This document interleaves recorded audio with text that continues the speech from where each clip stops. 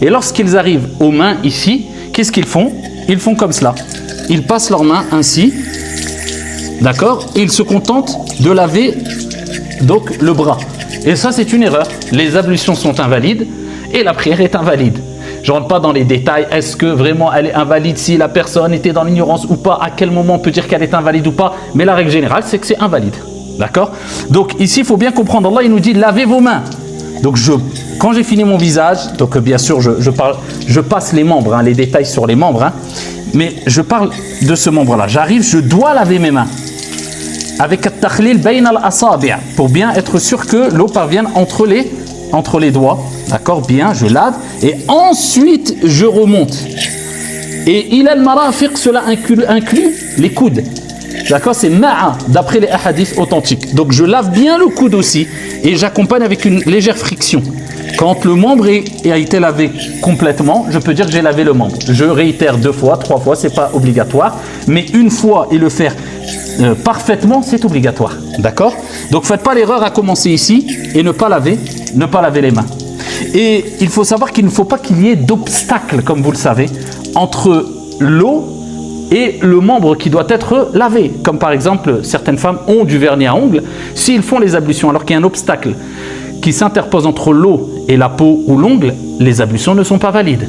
Si par contre elle a fait les ablutions alors qu'elle n'avait pas de vernis à ongles et qu'ensuite elle met du vernis à ongles et elle n'a pas perdu ses ablutions, elle peut prier, il n'y a pas de problème. Mais il faut savoir que si elle fait ses ablutions alors qu'il y a un obstacle, et d'ailleurs c'est pour les hommes aussi, puisque quand on parle maintenant de l'autre membre qui est concerné par la tête, on va parler des cheveux. Eh bien quand on essuie les cheveux, certains mettent beaucoup de gel. C'est gel puissance 30 ou je ne sais combien, les cheveux ça devient du béton. Et il faut savoir que ça pose un film, c'est un obstacle entre les ablutions et le cheveu. Donc les ablutions ne sont pas valides. Je ne parle pas de crème ou de gel qui est très léger, qui laisse passer l'eau. Je parle quelquefois, on peut mettre des produits, des types de gel qui sont très très forts et qui empêchent vraiment l'eau, ici qui agissent comme obstacle entre l'eau et la chevelure. Donc ça aussi c'est un problème. Il faut, avant de faire ces ablutions, de faire l'essuie complètement sur les cheveux, il faut bien sûr se débarrasser de ce gel-là. Et ensuite, bien sûr, on essuie, je ne rentre pas dans les détails, hein, on essuie les oreilles, etc. Ce qui m'importe maintenant, c'est les pieds aussi.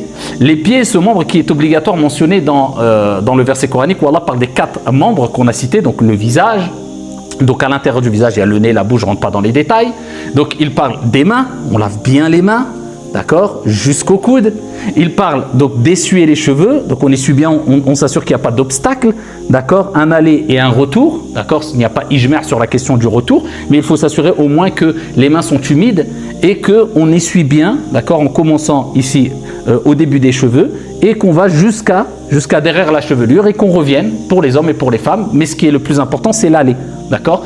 Et ensuite, il y a les pieds, et les pieds, c'est ilal ka'bayn, c'est-à-dire qu'on doit laisser couler l'eau et en même temps faire ad-dalk, c'est-à-dire on frotte un peu le pied légèrement partout et on s'assure que ça monte jusqu'au cheveu, puisque certains lavent simplement que le dessus des pieds avec un peu la plante et ils pensent avoir fait les ablutions. Leurs ablutions sont invalides, donc la prière est invalide. L'acte d'adoration pratique le plus important auprès d'Allah, la prière as-salah, est invalide. Cet acte qui est l'acte pratique, le premier sur lequel on rendra des comptes au jour de la résurrection, as-salah, est invalide. Ce n'est pas une mince affaire. Et inna as-salata tanha 'anil fahsha'i wal munkar. La prière est un acte d'adoration qui, par celui-là, Allah subhanahu wa ta'ala, par cet acte d'adoration, à travers cet acte d'adoration, s'il est bien accompli, pieusement accompli, eh bien Allah t'éloigne du mal, des mauvais comportements, de la turpitude, du blâmable. Donc c'est quelque chose qu'il ne faut pas négliger. Donc quand vous faites vos ablutions, faites-les correctement. Qu'Allah vous bénisse.